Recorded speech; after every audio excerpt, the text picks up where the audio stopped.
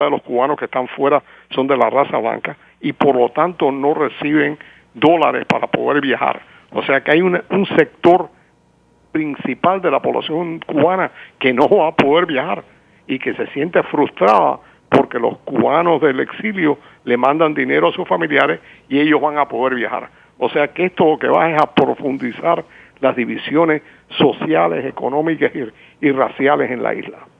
Este es otro punto, la supuesta apertura para todos los cubanos de la posibilidad de viajar también se ve restringida, primero por el factor económico. El pasaporte cubano entra a costar $100, es el segundo más caro del continente, de la región, después de Chile, y además si los cubanos están o no en la posibilidad de tener dinero para comprar un tiquete aéreo que les permita salir del país. Señor Sigler, ¿usted qué opina?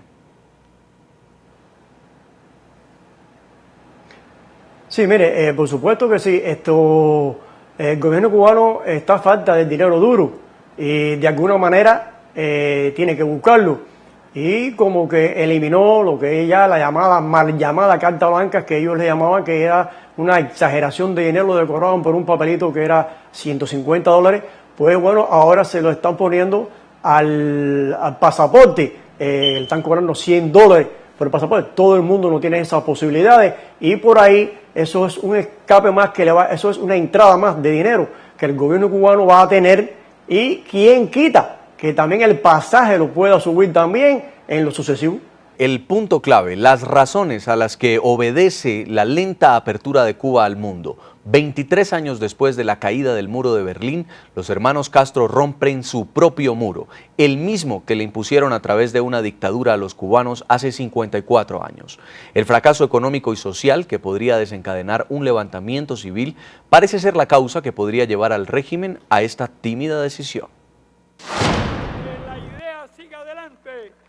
El 24 de febrero de 2008, casi 50 años después del inicio de la dictadura castrista, Fidel trasladó el poder a su hermano Raúl, quien prometió un cambio de estilo en el control de los asuntos de la isla. El país tendrá como prioridad satisfacer las necesidades básicas de la población, tanto materiales como espirituales. Y en noviembre de ese año, Barack Obama ganó la presidencia de los Estados Unidos. 3 meses después de posesionarse en la Casa Blanca, el presidente autorizó la primera medida para flexibilizar las relaciones con la isla. El presidente ha dado instrucciones a los secretarios de Estado, Comercio y Tesoro para que pongan en marcha las acciones necesarias para eliminar todas las restricciones a individuos para que puedan visitar a sus familiares en la isla y mandar remesas. Esta coincidencia política habría configurado un nuevo escenario para las relaciones entre La Habana y Washington, y también una flexibilidad dentro del régimen de los Castro. Desde entonces, y desde hace 5 años, dentro de la isla la dictadura ha producido cuidadosos y lentos cambios. Los cubanos ya pueden acceder a teléfonos celulares, computadores e incluso comprar hasta hornos microondas. En septiembre de 2009, Raúl Castro aprobó el uso de Internet. Antes de esa fecha, solo las instituciones, empresas y un pequeño grupo de intelectuales y científicos tenían acceso a la red mundial de comunicaciones. El segundo cambio en la isla fue la libertad sexual. Cesó la persecución violenta a los homosexuales y la isla ha organizado diversos foros sobre educación, orientación y terapia sexual, dirigidos por Mariela Castro, hija de Raúl. Que incluso hay personas que se sienten muy revolucionarios. El gobierno de Raúl Castro también permitió que los cubanos pudieran establecer pequeños negocios y considerarse propietarios de sus viviendas y vehículos, hecho inédito en el principal bastión comunista de América Latina. La dictadura de los Castro sumó a estos cambios graduales la anunciada reforma migratoria que elimina la llamada tarjeta blanca, documento que expedían las autoridades para poder salir del país previa carta de invitación. La reforma migratoria también autoriza a los inmigrantes poder regresar a la isla.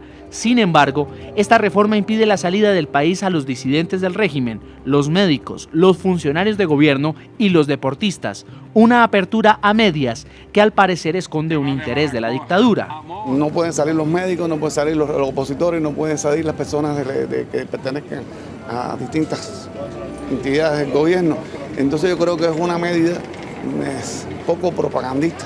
asumo la responsabilidad que se me encomienda. Ya son casi 5 años desde que Raúl Castro tomó el poder de la isla y ahora Obama está por iniciar su segundo mandato en el despacho Oval. La disidencia del régimen de los Castro espera que los cambios en la isla pronto les deparen mayores libertades.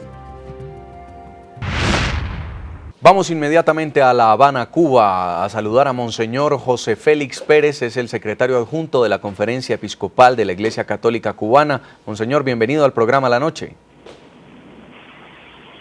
Muy buenas noches, un cordial saludo para usted y para toda la teleaudiencia de NTN 24. Queremos conocer cuál es la reacción de la Iglesia Católica frente a este cambio realizado por el gobierno cubano a su política migratoria.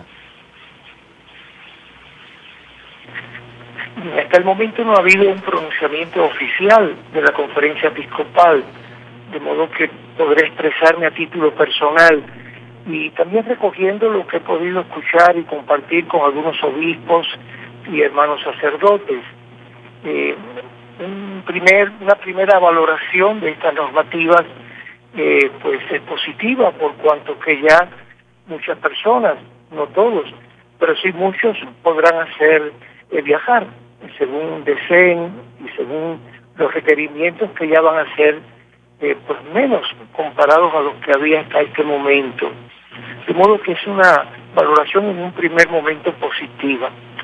Tiene también un aspecto preocupante por cuanto que de alguna manera compromete el futuro, sobre todo si ahora a partir de estas nuevas normas se produce una inmigración masiva, sobre todo de jóvenes y de personas competentes, profesionales, etcétera, lo cual puede de alguna manera comprometer el futuro de la sociedad cubana. ¿La Iglesia jugó algún papel en este proceso, teniendo en cuenta que en oportunidades anteriores había también participado como mediador entre el gobierno de los hermanos Castro y el gobierno de España? No, absolutamente. La Iglesia en este proceso no ha tenido nada que ver. ¿De qué manera cree usted que se van a beneficiar los cubanos que permanecen en la isla? Un beneficio quizás ahora a mediano plazo, en cuanto que muchos de los que migren, permanezcan después fuera del país, pues envíen sus remesas para ayudar a la familia que queda en Cuba. Y sería pues ciertamente un beneficio económico, por una parte para las familias y también para el Estado cubano. ¿Y cómo han reaccionado los cubanos allí en la isla? ¿Qué han dicho tras esta reforma migratoria? ¿Son escépticos? ¿Tienen esperanza? ¿Cómo lo han tomado? Yo creo que más que pronunciarlo, o sea, expresarse verbalmente, que lo han hecho en algunos casos pues con alegría, con ilusión, pues se está viendo más bien en los hechos, el transcurso de estos días de la semana actual. Se ha visto un gran movimiento en los consulados, en las agencias de viaje, en las oficinas del carnet de identidad, que son las que emitirán el pasaporte, y el comentario, es decir, muchas personas están ya pensando y actuando en orden a viajar. Quiero agradecerle mucho en La Habana, Cuba, señor Monseñor José Félix Pérez, secretario adjunto de la Conferencia Episcopal de la Iglesia Católica Cubana, por haber estado con nosotros en la noche. Mucho gusto y muy buenas noches. Dios les bendiga. Muy amable, buenas noches. Vamos a una pausa comercial, ya regresamos para debatir en el programa la reforma migratoria en Cuba, que hoy está entre la esperanza y la incredulidad.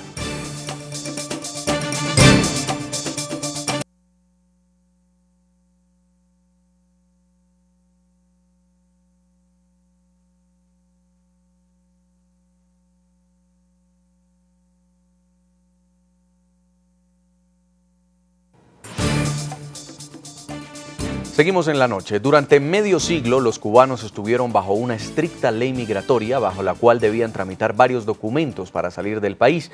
La llamada tarjeta blanca y la carta de invitación enviada desde el país de destino, que además de implicar un engorroso trámite, también tenía un alto costo que ascendía a los $360 y que impedía a los cubanos incluso iniciar el proceso de aplicación.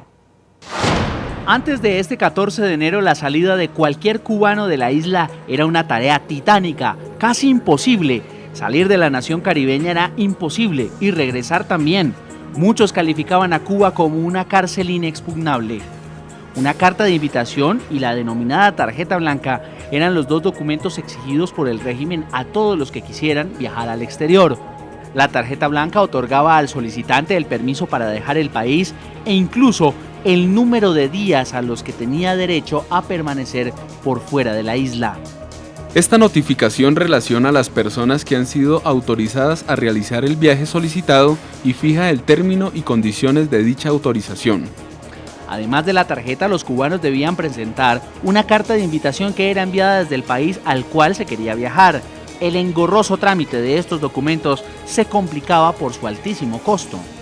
El salario mensual en Cuba es de $20, la tarjeta blanca costaba unos $150 y la carta de invitación $200. Es decir, que un cubano tenía que ahorrar todo su sueldo durante un año y medio para sumar el dinero necesario con el fin de adquirir estos documentos. Cumplir con estos dos requisitos y contar con el dinero para los trámites no era garantía para obtener el permiso de salida, tal como lo cuenta la bloguera Joanny Sánchez. Paradójicamente, su pasaporte cubano estaba lleno de sellos de visas de la Unión Europea, América Latina y Estados Unidos, pero sin un solo permiso de salida. Este pasaporte tuve mi primera visa, una visa Schengen para ir a España y poder visitar otros países de la Comunidad Europea, ¿no? Claro está, no me dejaron viajar, me negaron el permiso de salida en esa ocasión. Después tuve una visa, mi primera visa a Estados Unidos para ir a la Universidad de Columbia en Nueva York para estar presente en la ceremonia de entrega de los premios María Morse Cabot, el galardón de periodismo más antiguo de todo el planeta, donde yo había ganado una mención especial. No fue posible tampoco viajar porque no me dieron la autorización. Desde que la disidente obtuvo su pasaporte en el 2008, ha solicitado 20 veces un permiso de salida y en todas las ocasiones el régimen castrista le ha negado la posibilidad. Luego de que la dictadura de los hermanos Castro autorizara la salida temporal o definitiva de sus nacionales hacia el exterior, renace un nuevo reto. Para salir de un país es necesario que sea permitido entrar a otro. Las visas exigidas a los cubanos podrían ser el nuevo obstáculo que enfrentarán quienes quieran huir de la dictadura. El 16 de octubre del año pasado, el régimen de los Castro anunció al pueblo cubano las modificaciones en su política migratoria. El tiempo transcurrido desde la entrada en vigor de la ley número 1312, Ley de Migración del 20 de septiembre de 1976, así como la experiencia adquirida en su aplicación, aconsejan perfeccionar estas regulaciones con el objetivo de garantizar que los movimientos migratorios continúen realizándose de forma legal, ordenada y segura. Esta reforma significa para muchos cubanos la caída de un muro y con ello el final de medio siglo de obstáculos para salir de su país desde que Fidel Castro llegó al poder en 1959. Ya el cubano va a tener ese mismo derecho, igual que en Colombia, que en España, que en México, los ciudadanos de cada país pues, pueden viajar libremente. Ya el cubano puede viajar libremente. El régimen eliminó de los requisitos para salir del país la tarjeta blanca o permiso de salida y la carta de invitación. Desde el pasado 14 de enero, los cubanos solo tendrán que presentar el pasaporte vigente y la visa del país de destino. Si van a empezar a buscar fechas para entrevistas para visas de turistas, me imagino que van a estar en el 2013, 2014, 2015. No va a ser el mes que viene. Si bien el régimen de la isla eliminó dos documentos que costaban $360, subió el precio del pasaporte de $55 a $100, costo que le convierte en el segundo más caro de América Latina después de Chile.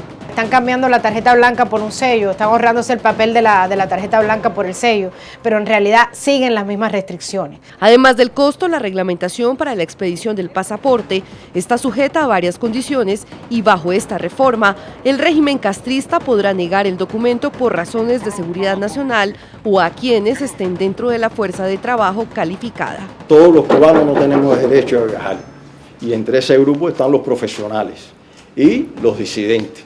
Pienso que la libertad es total o no es total. Las nuevas medidas no solamente amparan a quienes deseen salir de Cuba, también lo hacen con quienes deseen volver. Según cifras de inmigración del año 2000 al 2013, 900